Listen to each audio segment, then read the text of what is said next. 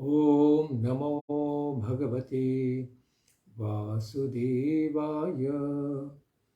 ॐ अज्ञानतिमिरान्धस्य ज्ञानाञ्जनशलाकया चक्षुरुन्मिलितं येन तस्मै श्रीगुरवे नमः। हरे कृष्णा। सब भक्तों का स्वागत है प्रातःकालीन श्रीमद् भागवतम के पाठ में। हम श्रवण कर रहे श्रीमद् भागवतम का सप्तम स्कंद, अध्याय पहला, नारद युधिष्ठिर संवाद और जय विजय की कथा। क्या भगवान में विषमता का गुण है क्या? इसके ऊपर आज हम श्रवण करेंगे। राजा परीक्षित कहते हैं, भगवान के विशेष गुणों से जो भ्रमित हो गए हैं, ऐसे परीक्षित महाराज सुखदेव गोस्वामी से प्रश्न करते हैं। समः प्रियः सुहृद्ब्रह्मन् भूतानां भगवान् स्वयं इंद्रस्यार्थे कथम दैत्यान् अवदित विषमो यथा। हे ब्राह्मण सुखदेव गोस्वामी, श्री भगवान तो सभी जीवों के प्रति सम है, यानी भेदभाव से रहित है। सभी प्राणियों के प्रिय हैं और सुहृद हैं, फिर भी वे पक्षपाती के समान ही इंद्र के लिए दैत्यों का वध क्यों कर देते हैं। यहाँ पर पहले श्रीधर स्वामी पाद भगवान को नमस्कार करते हैं और यह स्कंद नरसिंह भगवान की विशेष लीला के साथ है, इसीलिए उन्हीं के प्रति नमस्कार करते हैं। स्वभक्त पक्षपातेन तद विपक्ष विदारणम नृसिंहम अद्भुतम वंदे परमानंद विग्रहम। अपने भक्तों के प्रति पक्षपात होने का कारण भक्तों के विपक्षियों का विनाश करने वाले, असुरों का, दानव का विनाश करने वाले परमानंद विग्रह स्वरूप अद्भुत भगवान नरसिंह देव को वंदना करते हैं। इस 7वें स्कंद में 15 अध्यायों के द्वारा ऊती का वर्णन किया जाएगा। जो श्रीमद् भागवतम में 10 विषय हैं, उनमें से यह ऊती विषय है। विभिन्न प्रकार से किए जाने वाले कर्मों के अनुसार जो वासना होती है, उसी को ऊती कहा जाता है। कारणों की भिन्नता के कारण होने वाली ऊती यानी इच्छाएं, वासनाएं 2 प्रकार की होती हैं, शुभ एवं अशुभ। महापुरुषों के कोप के कारण अशुभ ऊती होती है और महापुरुषों की कृपा होने के कारण शुभ ऊती होती है। श्री हरि भगवान वासुदेव के द्वारपाल तथा श्री वैकुंठ में निवास करने वाले 4 सनकादियों के क्रोध के कारण और भगवान विष्णु के भी क्रोध के कारण हिरण्यकशिपु और हिरण्याक्ष में अशुभ वासना हो गई। जो जय विजय नामक द्वारपाल थे, उन्होंने 4 सनकादियों के द्वारा क्रोध के द्वारा जो शाप पाया था, उसके कारण वे दोनों असुर हो गए थे। जैसे दैत्य के गर्भ में रहने पर सत्पुरुष प्रहलाद की भगवान विष्णु में सद्भक्ति स्थिर हो जाती है, यह दूसरे प्रकार की वासना है। यह क्यों हुई थी? क्योंकि प्रहलाद जी के ऊपर नारद जी महाराज की कृपा हो गई थी। भगवान विष्णु अपने से द्वेष करने वाले के भी, यानी भक्त की भी रक्षा करते हैं। इसलिए जय और विजय ने भले ही अपराध किया था, लेकिन भगवान के भक्त थे, सेवक थे, इसीलिए भगवान ने तीसरे जन्म में उनका उद्धार करके अपना लिया। अतएव मनीषी पुरुष को चाहिए कि वे महापुरुषों की कृपा को प्राप्त करें, न कि उनके कोप या क्रोध के द्वारा अपराध जनित फिर शाप को। इसीलिए यहाँ पर ऊती का लक्षण कहा गया है। उसमें पहले 10 अध्यायों में दैत्य हिरण्यकशिपु और पुत्र प्रहलाद की बुद्धि का भेद होने के कारण श्री भगवान का कोप और प्रहलाद पर अनुकंपा जन्य वासना के भेद का वर्णन किया गया है। शुद्ध अंतःकरण से किए गए कर्मों के द्वारा सद्वासना की प्राप्ति होती है। बाद के 15 अध्यायों के द्वारा धर्म का निर्णय किया गया है। धर्म क्या है, उपधर्म क्या है, अधर्म क्या है, छल धर्म क्या है, इन सब का वर्णन किया जाएगा। तो उसमें प्रथम अध्याय में भगवान विष्णु के भक्त के प्रति हिरण्यकशिपु का विरोध सनकादि ब्राह्मणों के शाप के कारण था, इस बात को बतलाया गया है। छठे स्कंद के अंत में यह जो विशेष बात कही गई थी कि इंद्र की सहायता करने वाले भगवान विष्णु के द्वारा हिरण्यकशिपु और हिरण्याक्ष नामक 2 पुत्रों को मार दिए जाने के कारण क्रोधाग्नि शोकाग्नि में जलती हुई दीति ने इस प्रकार विचार किया था कि इंद्र से बदला लेना चाहिए। इसी बात को सुनकर राजा परीक्षित बड़े आश्चर्यचकित होकर यहाँ पर प्रश्न पूछते हैं। सबों के प्रति एक समान रहने वाले भगवान सूर्य में क्या विषम बुद्धि नहीं होती है? प्रिय व्यक्ति का अपने से प्रेम करने वाले के प्रति पक्षपात का होना भी तो उचित नहीं माना जाता है। इसीलिए उन्होंने पूछा, क्या भगवान में इस प्रकार से विद्वेष या विषमता है क्या? नयस्यातः सूरगणैः साक्षान्नि श्रेयसात्मनः नैवासुरेभ्यो विद्वेषो नोद्वेगश्चागुणस्य हि। स्वयं कल्याण स्वरूप होने के कारण श्री भगवान का देवताओं से कोई प्रयोजन नहीं है। भगवान तो आत्मकाम है। भगवान को किसी और जीव से कुछ भी प्राप्त करने की इच्छा भी नहीं और कामना भी नहीं है।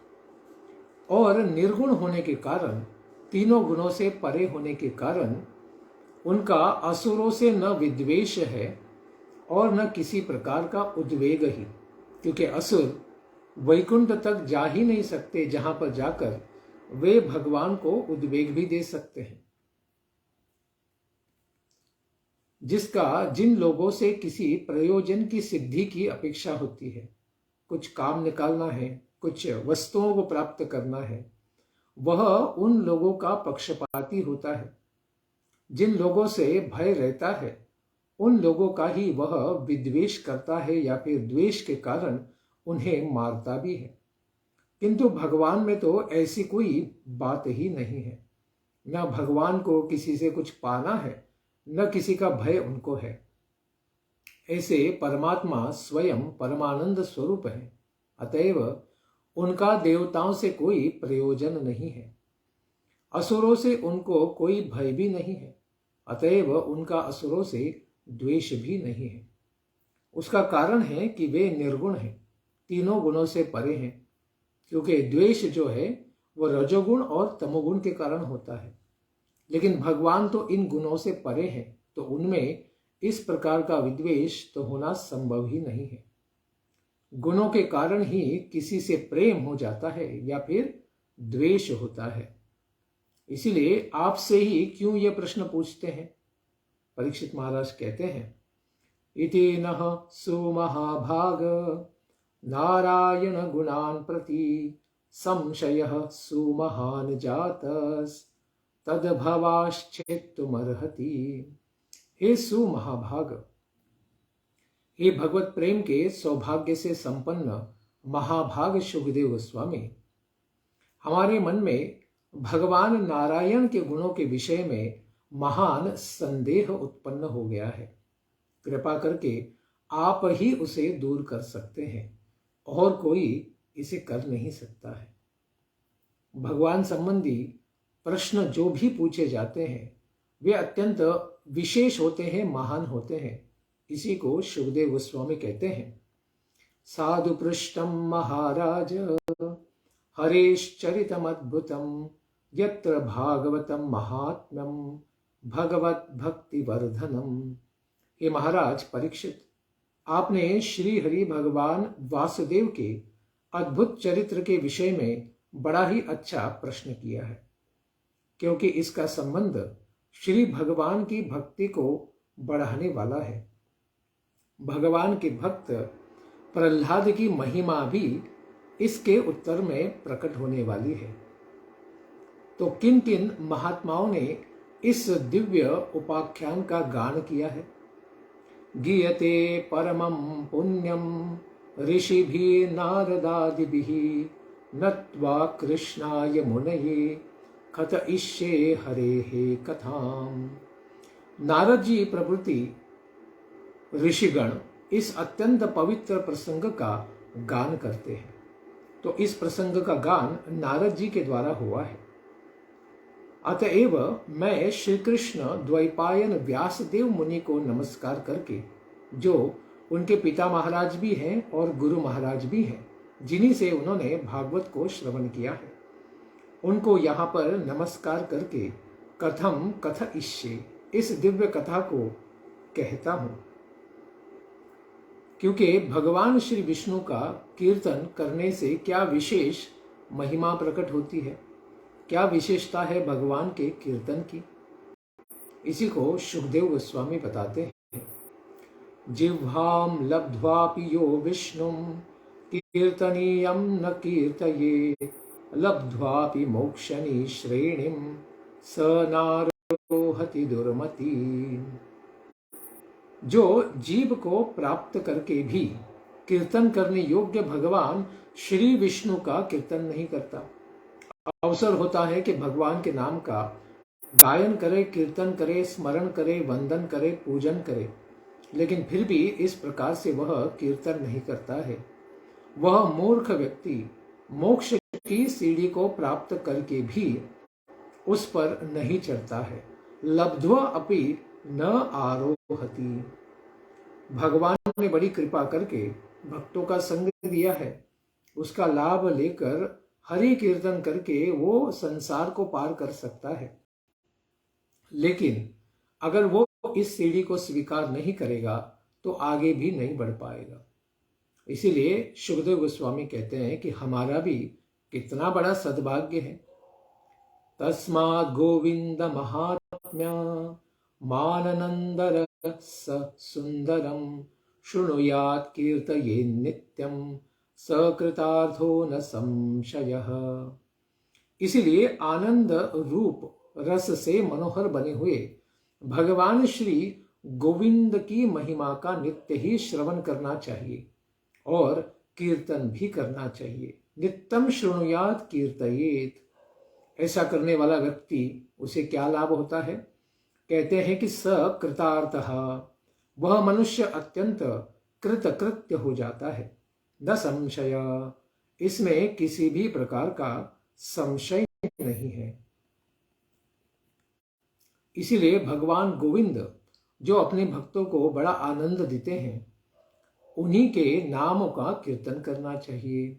इसीलिए कहते हैं तस्माद् धीमन कथां पुण्यां गोविंद चरितांचितां महापुण्य प्रदां यस्मान् शृणुष्व नृपसत्तम। इसीलिए हे बुद्धिमान राजवर्य, महान ऋषि, पुण्य प्रदान करने वाली यह भगवान श्री गोविंद की कथा से समलंकृत पवित्र कथाओं का आप कृपा करके ध्यान पूर्वक श्रवण कीजिए। क्यों? क्योंकि भगवान के कुछ विशेष ही गुण हैं। निर्गुणोपि यजो व्यक्तो भगवान प्रकृतेः परः स्वमाया गुणमाविश्य बाध्य बाधकतां गतः। वस्तुतः श्री भगवान तो निर्गुण हैं, सत्व रज तम से परे हैं, फिर भी वे अजह अजन्मा है, कभी भी उनका भौतिक जन्म नहीं होता है। और वे कैसे हैं? अव्यक्तः, इस संसार में दर्शन नहीं देते हैं, इसीलिए अप्रकट रहते हैं, लेकिन फिर भी प्रकृतेः परम, इस भौतिक ब्रह्मांड की प्रकृति से सर्वथा परे हैं। वे अपनी माया के गुणों को क्या करते हैं, गुण अवतारों के द्वारा स्वीकार करके परस्पर में विरोधी यानी बाध्य और बाधक का भाव स्वीकार करते हैं। बाध्य यानी मारे जाने वाले, जो असुर गुणों को मारा जाता है उनके शरीर में भी तो आत्मा है, वह भी भगवान का ही अंश है। और बाधक यानी जो मारने वाले हैं, भगवान विष्णु जैसे नरसिंह रूप लेकर हिरण्यकशिपु को मारते हैं, वराह रूप को लेकर हिरण्याक्ष को मारते हैं, वे तो स्वयं भगवान ही हैं। इस प्रकार भगवान निर्गुण है, अजन्मा है, अव्यक्त है, फिर भी हमारी इंद्रियों से परे हैं, इसलिए हम भगवान को दर्शन नहीं कर पाते हैं। और ऐसे भगवान इस संसार में, जीव भी उनका अंश है, और भगवान अवतार लेकर आसुरिक भाव को प्राप्त करने वाले ऐसे जीवों का भी नाश करते हुए देखे जाते हैं। इसीलिए भगवान आत्मा का, भगवान का ही जो अंश है वह आत्मा का क्या वैशिष्ट है, और गुणों की मिश्रता को शुभदेव गोस्वामी बताते हैं। सत्वं रजस्तम इति प्रकृतेर्नात्मनो गुणः न तेषां युगपद् राजन् रास उल्लास एव वा। हे राजन परीक्षित, सत्वगुण, रजोगुण और तमोगुण, यह तो तीनों भी प्रकृति के ही गुण हैं। यह आत्मा के गुण नहीं है। न आत्मा में गुण होते हैं, न परमात्मा में, यानी भौतिक गुण नहीं होते हैं, आध्यात्मिक गुण होते हैं। एक ही समय में इन तीनों का न तो ह्रास होता है, न तो उद्रेक होता है। कोई भी गुण अपने से भिन्न दो गुणों को अभिभूत करके ही उद्रिक्त होता है। इस संसार में देखा जाता है कि शुद्ध स्वरूप में कोई गुण दिखता नहीं, कि कोई एक व्यक्ति पूरी तरह सत्वगुण में है ऐसा दिखता नहीं, पूरी तरह रजोगुण में ऐसा दिखता नहीं, या पूरी तरह तमोगुण में है ऐसा भी दिखता नहीं है। यानी एक गुण दूसरे गुणों के साथ ही चलता है। जैसे 50% सत्वगुण, 25% रजोगुण और 25% तमोगुण, इस प्रकार के मिश्रण के साथ ही जीवों को देखा जाता है। कोई भी यहाँ पर पूर्ण रूप से किसी एक ही गुण में स्थित नहीं देखा जाता है। तो प्रश्न है कि कौन से गुण कब प्रबल होते हैं, किनकी कब ज्यादा शक्ति होती है, और उस समय कौन बलवान हो जाते हैं इस संसार में। जय काले तु सत्वस्य देवर्षिन् रजसो सुरान् तमसो यक्ष रक्षांसि तत्कालानुगुणो भजत। भगवान सत्वगुण की वृद्धि के समय देवताओं और ऋषियों को इनकी वृद्धि कराते हैं, अभ्युदय करते हैं। रजोगुण की वृद्धि के समय में असुरों, राक्षसों, दानवों का अभ्युदय करते हैं, और तमोगुण की वृद्धि के समय में यक्ष तथा राक्षसों को क्या करते हैं, अपनाते हैं और उनका अभ्युदय करते हैं। इस तरह समय के अनुसार वे गुणों को मानो अपनाते हैं, इस प्रकार से दर्शन होता है। तो काल के प्रभाव में सत्वगुण का प्रभाव बढ़ने से देव ऋषि बढ़ते हैं, रजोगुण का प्रभाव से दैत्य और तमोगुण के प्रभाव से भूत पिशाच आदि। इस प्रकार भगवान तो सारे गुणों के आश्रय हैं, परमात्मा है, उनको फिर कौन दर्शन कर सकते हैं। ज्योतिरादिरिव भावाति ज्योतिरादिरिवा भाति संघातान्न विविच्यते विदन्त्यात्मानम् आत्मस्थं मथित्वा कवयोन्ततः। जिस तरह अग्नि आदि काष्ठ आदि पदार्थों में रहकर भी, यानी लकड़ी में भी अग्नि होती है, उस काष्ठ समूह से अलग नहीं प्रतीत होती, मानो अग्नि और काष्ठ एक ही हो, इस प्रकार से दिखते हैं। लेकिन काष्ठ में अग्नि तो अलग से भी होती है, लेकिन दर्शन नहीं होता है। किंतु वह अग्नि मंथन करने पर प्रकट हो जाती है। लकड़ी को लकड़ी के ऊपर घिसने से वह क्या होता है, उसका प्रकटीकरण होता है, प्रकट हो जाती है। उसी तरह परमात्मा सभी शरीरों में व्यापक है, सर्व क्षेत्रेषु भारत। गीता में भी भगवान कहते हैं कि भगवान परमात्मा हर एक जीव के हृदय में है, लेकिन हर एक शरीर में एक ही आत्मा होता है, लेकिन परमात्मा सारे जगह में व्याप्त होते हैं। फिर भी उनकी शरीर से अलग प्रतीति दर्शन नहीं होता है, किंतु ज्ञानी पुरुष अपने हृदय का मंथन करने से, जो मंत्रों का जाप करने से और ध्यान करने से हृदय के अंदर अंतर्यामी रूप में विद्यमान भगवान परमात्मा वासुदेव का साक्षात्कार कर लेते हैं। तो प्रश्न पूछा था कौन दर्शन कर सकते हैं, तो वे ज्ञानी पुरुष भक्त जो भगवान के दिव्य नामों का जाप करते हैं, उनके ऊपर समाधि लगाते हैं, वे लोग ही भगवान का दर्शन कर पाते हैं।